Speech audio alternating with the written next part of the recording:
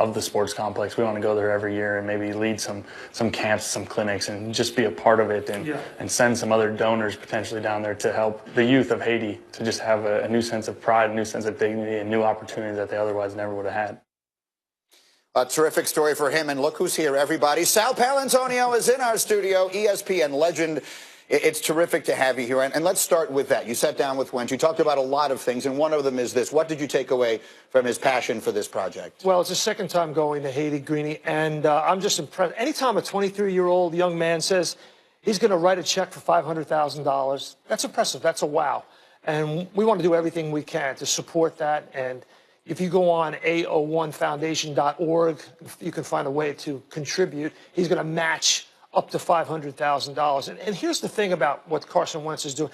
The Eagles and the NFL should be so proud of this young man going over there, bringing his teammates, helping restore this community in Haiti, one of the most, poorest in the Northern Hemisphere, if not the poorest.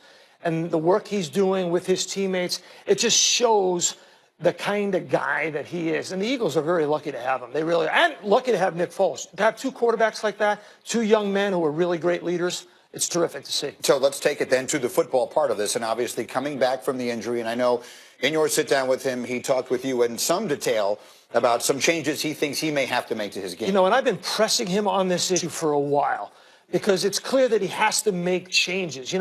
ESPN stats and information guys are always keeping me up to date on the number of hits that quarterbacks are taking. And he's right up there with Andrew Luck, Cam Newton, Carson Wentz in the last 2 years. The number of hits, those guys, shoulder injury, obviously Cam Newton, Andrew Luck's still not coming back, and Carson Wentz is out. And what I have tried to ask him is, what are the coaches telling you to do? And here's what he said to me.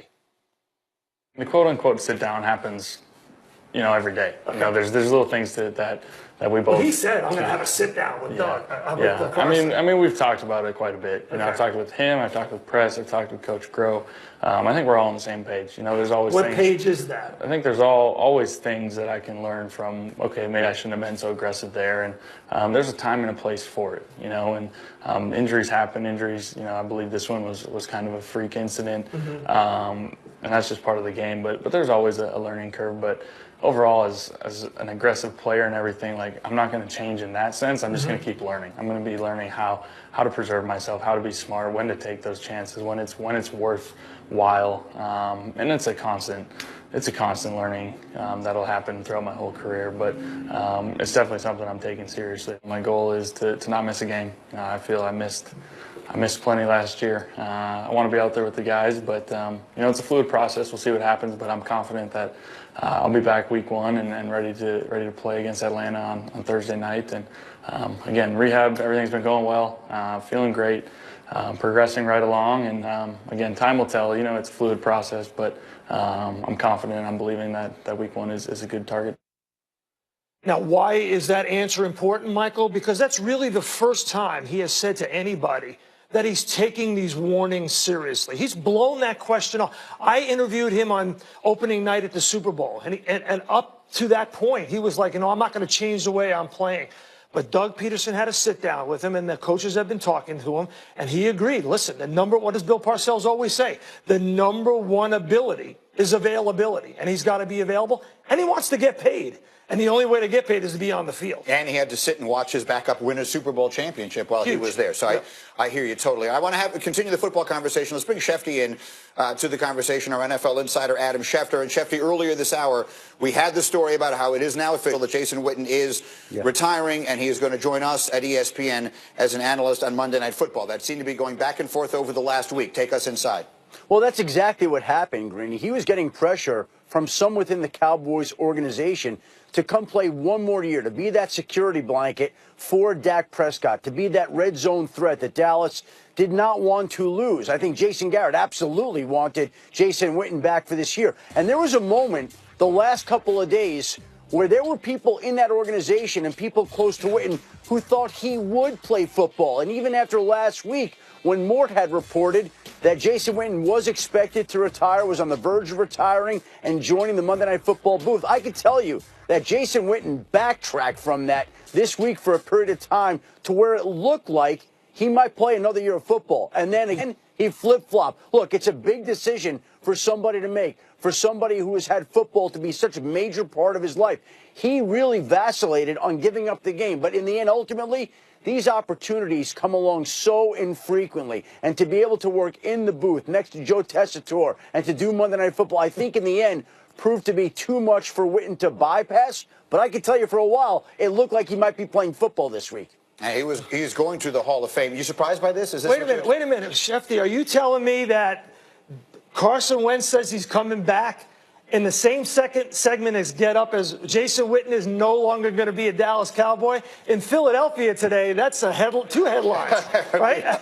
The Philadelphia Eagles just got and they also picked a tight end named Dallas. So, I mean, it's a win-win-win for the Eagles. Well, let me say this. Look, Carson Wentz, of course, is going to say that and think that. The fact of the matter is the Eagles are going to be so careful not to rush him along. Yes. And when he suffered that injury last year in December, they said it was a 9 to 12-month injury. 9 months would be around opening day. That would be aggressive and ambitious for him to play. And how many times have we heard athletes say, yeah, I'm going to play? We hear it all the time in the NBA. A guy gets hurt one night, I'm going to play the next night, and he doesn't. So this is the kind of thing that even though it's May and even though Carson Wentz is saying that he's confident he'll be back, it's another thing to actually see him back, and there's a lot of time that has to transpire between now and then before we do see him on the football field. Plus, when you've got the Super Bowl MVP on the bench, it's rather easy to rest the face of your franchise, the most important player you have for the next dozen or so years, and not rush him along. Yeah, it's why the backup quarterback can be such an incredibly valuable person. Let me get something from you on Dez Bryant here. We're still waiting to see what's going to wind up happening with him. There's questions about him to some degree off the field, certainly on the field. What's the latest with him? Well, you heard some stinging criticism from Will McClay in the Cowboys front office this week. And the fact of the matter is there has not been a lot of interest so far in Dez Bryant. The Baltimore Ravens were the most aggressive team for him out of the gate. And they offered him a 3-year deal worth about $7 million a year. And I don't see Dez Bryant coming up with another deal that's going to be anywhere close to what the Baltimore Ravens were offering him. He's talked about the fact that he'd like to play in the NFC East. To date, there has not been an NFC East team willing to step out there and offer him the kind of contract that he would want, much less make him an offer. So we'll see which team decides to step up. There's still a place for Dez Bryant, but there has not been a place that has identified itself so far as an obvious landing spot for Dez Bryant. NFC East hasn't worked out. Baltimore Ravens, he bypassed, and now he's in a holding pattern to see what other opportunities materialize. How about his workout buddy, Odell Beckham, Sal? I mean, that feels to me, the Giants look like they're putting all their eggs in a short-term basket, right? They're staying with Eli. They bring in Saquon Barkley. You bring this guy in now. Maybe he's just as a red zone threat. Would that make any sense to you? Well, they already have a red zone threat in Odell Beckham Jr. And the bottom line is they have a tight end who controls the middle of the field now, a rookie tight end, second year. They have Odell Beckham Jr. who controls outside the hash marks. I think the Giants are set at wide receiver. All right, and then there's one more, and this is obviously a much more serious story. It involves 49ers safety Eric Reid, who's actually currently a free agent. He's filed a collusion grievance under the collective bargaining agreement against the National Football League. What can you tell us about this and its significance, Shefty?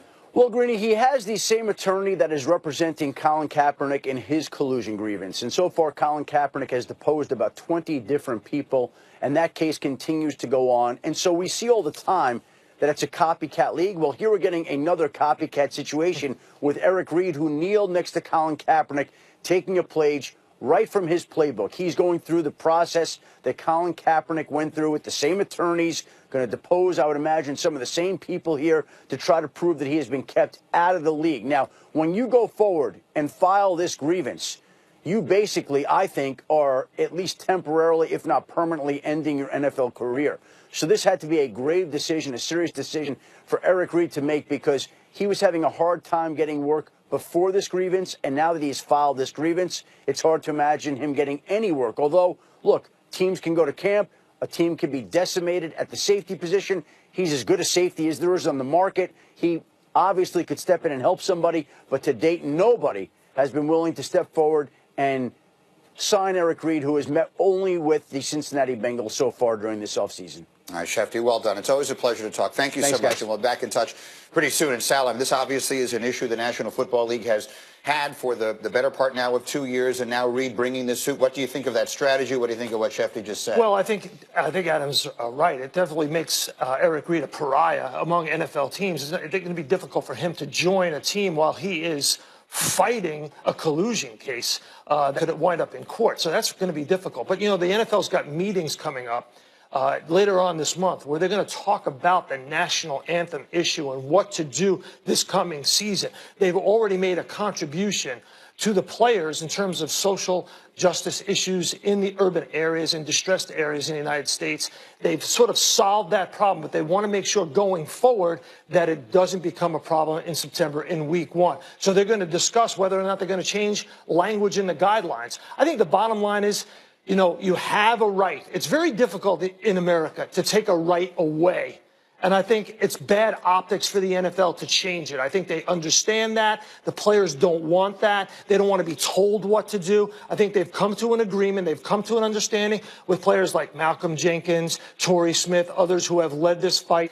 And I think from that standpoint, they're going to be okay as long as they don't change the language. All right, we'll see what happens there. A lot more football to get into, and I want to remind you of ESPN's Draft Academy. It's an 8-part documentary. It's a personal behind-the-scenes look into the lives of Sam Darnold and Josh Allen and Minkah Fitzpatrick and Shaquem Griffin. There are 8 episodes. They're all available right now on ESPN+. They're streaming exclusively on the ESPN app. Start your free trial of ESPN+ today. And up next, a rivalry renewed. The Hall of Famer Dr. J. Julius Erving on the history between the Celtics and the Sixers and why that's heating up again. Don't miss one of the great players of all time. Live next on Get Up.